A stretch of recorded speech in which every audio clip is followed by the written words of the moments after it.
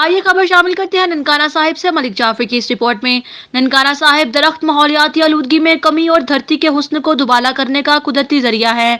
Punjab emergency service rescue number 122 Nankana Sahib ने clean and green Pakistan vision के तहत सांगला हिल में शजरकारी मुहिम को जारी रखते हुए कदावर पौधे लगाए। District emergency officer rescue number 122 Mohammad Akram Panwar ने कहा कि दरख्त माहौल को साजगार रखने और जलजला, सैलाब व दीगर कुदरती आफात की शिद्दत को कंट्रोल करने में कलीदी किरदार अदा करते हैं। सरसब्ज़ व शादाब माहौल ज़हनी सेहत और तामीरी रद्द-ए-अमल का आकाश होता है।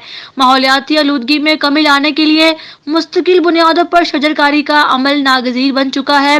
इस हवाले से रेस्क्यूज़र्स ने अपनी मदद आप के तहत और दीगर समाजी शख्सियात से मिलकर रेस्क्यू नंबर 122 स्टेशन पर भरपूर शजरकारी की है और ननकाना साहिब के तमाम रेस्क्यू स्टेशन सरसब्ज़ व शादाबी का खूबसूरत मंजर पेश कर रहे हैं।